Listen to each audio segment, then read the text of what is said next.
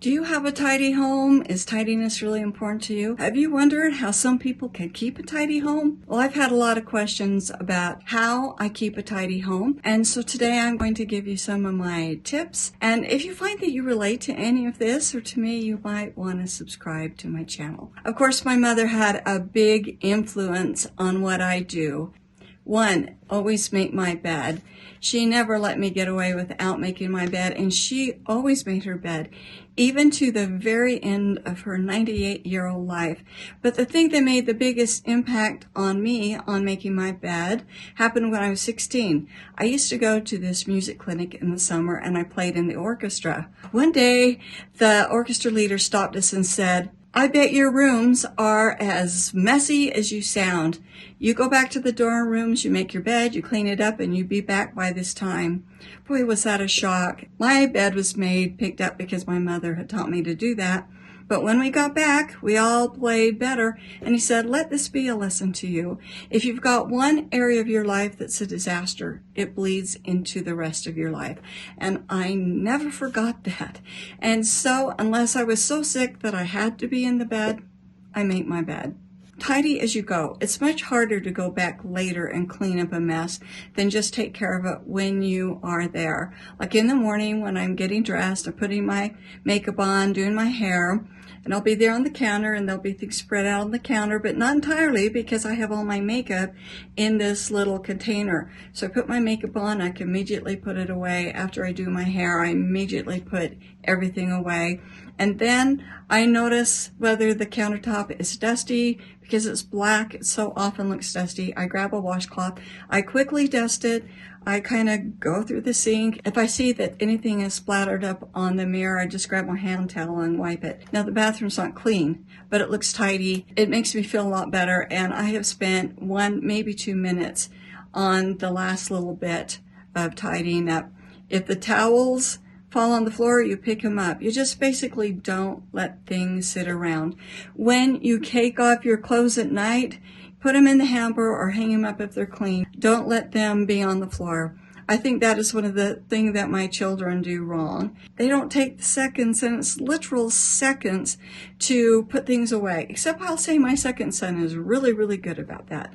But your clothes are dirty, make that decision, put them in the hamper. If they're still clean, hang them up.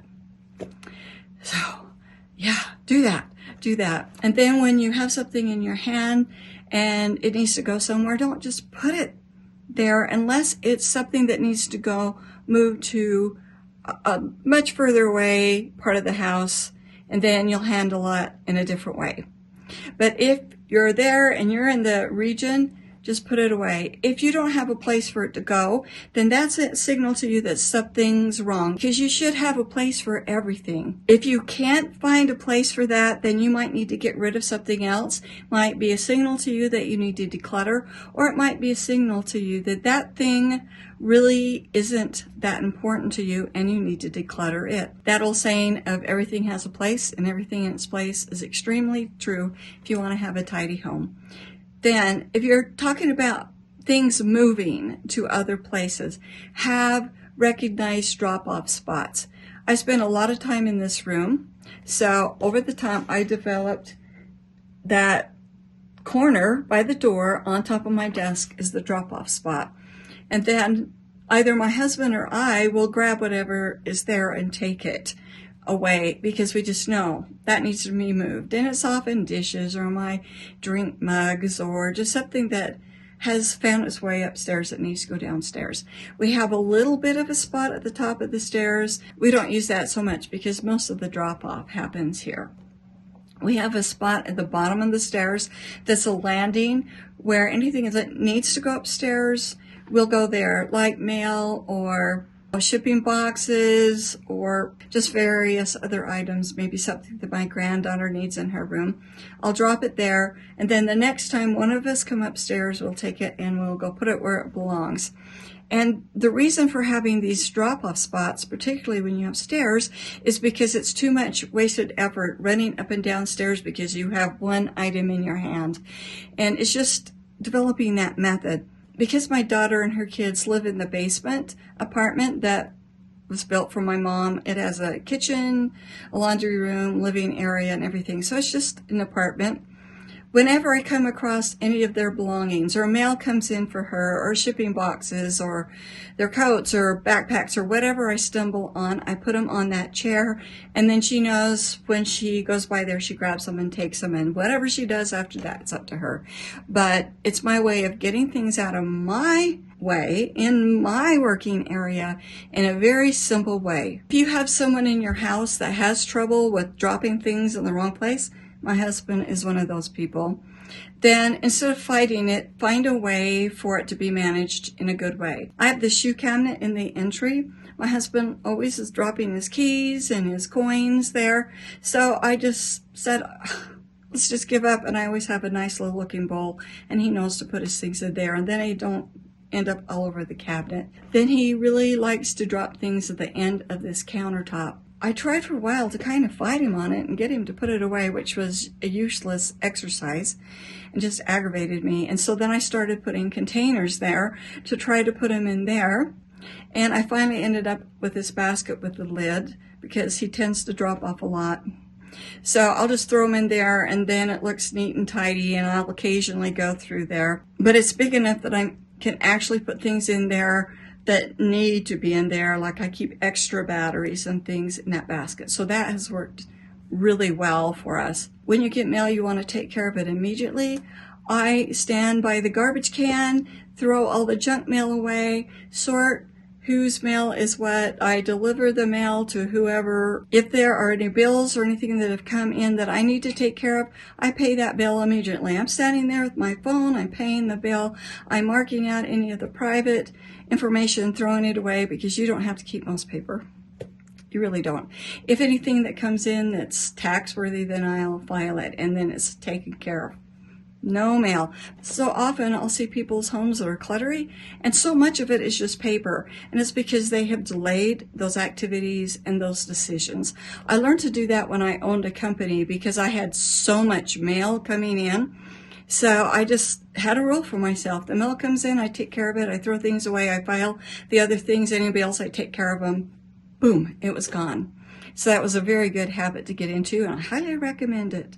You have to tell me if you do that. Keep things closed, keep doors closed, like cabinet doors closed, closet door closed, outside doors closed, bathroom doors closed if you need to, whatever. Keep them closed. My mother taught me this because she had a little scare when she was first married. She was cooking lunch, and my dad brought his father, her father-in-law, my grandpa, down for lunch, and all the cabinet doors were open, and he said, "Oh, are you cleaning the kitchen?" And she looked around and realized, and she was really embarrassed. She's a young wife. And after that, boy, she was really strict about close the cabinet, close the cabinet. So she drilled it into me. I've drilled it into my kids. You can be guaranteed if someone has accidentally left a cabinet door open, they do hear a reminder from me, because that does make a big difference. I mean, you have doors for a reason, to cover up the mess inside. Have a place for everything. Did I say that already? But I was thinking of my kitchen now because my mind had gone into the kitchen. So if you open my drawers, they're not going to be all perfectly clean and no spills or crumbs, because that will kind of creep up on me. I am going to do a video where I clean that out and do some organizing, so you can see that in the future. But in my cabinets, I have a place for everything. Like my measuring cups are stacked up in a certain way. My measuring spoons are in a certain thing. And so there's always a place for everything. Everybody knows where things go. It makes it pretty easy when people unload the dishwasher for me. Might not be 100%, but it's really easy for me to get them where they belong. That's a really important thing. Oh, also, if you have a lot of small appliances, I recommend that you don't leave them on the counter. I love small appliances. I use them. Maybe I don't use them every day or every week. Some of them I don't use every month. They are seasonal. So I have places in my pantry where I put them. Some of the very small ones go in my Lazy Susan. The only ones that stay on the counter are the ones that we constantly use, like our toaster oven. In the summer, when I'm constantly making shaved ice, I'll move that shaved ice thing out there. I used to keep the KitchenAid out there, but it's so big and heavy, I don't use it as much as I used to, constantly having to clean around it. And I decided, even though it's a pain to lift it out of the pantry. I like the counter clear. Anything you need on your counter, corral them in some way. Like I keep a bowl that has our fruits and things so that doesn't stack all over the place. I do have a lot of cooking utensils because we have a lot of people cook and everybody has their favorites, and they are decluttered as much as they can be. And I like them. But I do have these containers, and they are sorted by certain types so that we know where they go and everybody knows where they're located. So I recommend that. I do put some decor out on my counter sometimes, but not as much as I used to because I'd rather see more empty countertop. If you like decor, have a place to put it, and then you can enjoy it without it creating so much visual clutter for you. It's like I have these shelves. I love them. I swap it out. And it is actually a lot easier for me since I had those because I don't tend to put as much decor all over my house in different places. Although I enjoy decor. I do. I'll never be one of those that don't have very much. I think even when I get to be a really old lady and maybe I've moved into the apartment in the basement, I'll still have some because I enjoy it. But I've learned to corral it so it's not in my way. But this is a very personal decision. I would never, ever tell you not to have any. And I would never tell you, you need to get more. That's up to you. Don't wear your dirty shoes in the house. It took me until 2024 to finally give up and do that. And it's because we had a big disaster with the carpet on the stairs. I have a video about what happened there, and I will link to it in the description. But, oh my goodness, it was terrible. And I finally said, enough. And so the only shoes that can be worn in the house are those that are clean on the bottom, which I clean mine. I have to wear shoes. But everybody else either wears their slippers or their bare feet, their socks, feet. And it's made a huge difference, both with my mental state and my physical ability to keep the house cleaner, because I do have chronic illness and energy problems, and the floor just almost wrecked me. So now I can look down this entry hall and it looks clean. It used to look so dirty all the time. It's really easy for me to quickly sweep things up. The carpet up the stairs is cleaner. And I do have to kind of remind people sometimes, take your shoes off, take your shoes off. And I have a son who tattles on the rest of them if they don't. But it's really paying off, so I recommend that. You do have to learn to deal with shoes. Being here, I have a shoe cabinet, but there are certain areas in this entry that certain people put their shoes, and I have come to realize that keeping the floors cleaner is more important than not having any shoes in the entry. So I guess there's a thing for the tidiness. Develop what is your tolerance level, what you feel good about, what helps you feel calm, then do that. My level of tidiness is not going to be yours, but since people have been asking me how I keep my house tidy, we're talking about that. Have a basic routine that helps you keep it tidy. I'm not talking about cleaning, your cleaning routine, which I could talk about in another video. I'm talking about your tidying routine. And morning chores for me are really important because dishes do have to be done. So what I have trained the family to do, because they just don't do the dishes, when they cook, their goal is to not let me be able to tell that they've been in the kitchen, except maybe I'll see some dishes at the sink. I go in the morning, I empty the dishwasher. If there are any dishes in the sink, I'll put them in the dishwasher. And I'll tell you what, even though the dishes will be completely done when I go to bed, there are always dishes in the sink because we have some late night cookers. But as long as they're not leaving a mess all over and they've gotten it to the sink, and it's even better if they have sprayed things down, then I'm okay with that. So I go down, I get the dishes straightened out. If there's anything won't fit in the dishwasher, I'll hand wash them and put them away, because I really like to have the joy of having an empty sink at least once in the day. I will wipe down the countertop. I will wipe off the stove. If I keep up with that, it doesn't take me long, maybe a couple of minutes. And I will see if there are any really obvious spills that have gone down the cabinet, so I'll wipe those up. And then I will broom up the crumbs. I'm not talking about cleaning the floor. I'm getting up the crumbs. I'll do that down the hall as well, because I really hate walking on crumbs. And even if you're trying to be a clean cook, you'll end up with crumbs on the floor. So I will bring those up. I used to just let them collect. This is something that I have recently got better at. I let them collect because in my mind it was just too much effort. But I was trying to use the vacuum. It is actually less effort, less physical effort to quickly use a broom. So I have gone to that, and that's working out a lot better. If I didn't say this before, I'm going to say it now. Clean as you cook. And my mother really drilled that into me. I really tried to drill that into my husband and my children. They're not as good at it as I am, but they do clean up their mess when they're finished cooking.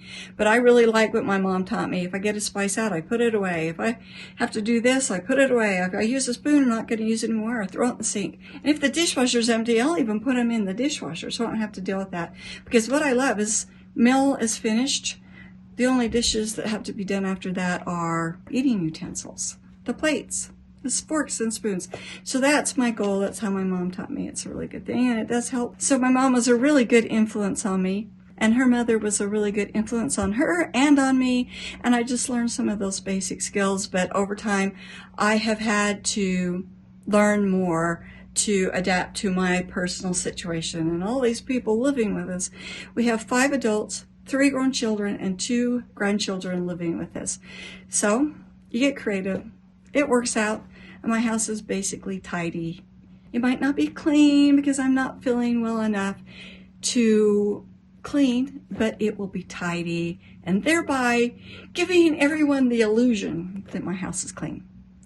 All right, hope that was helpful. I'd love to know if you have any tips for us, and what do you think of all of this? And here is a video that YouTube thinks you're going to enjoy. I hope I see you again. Bye.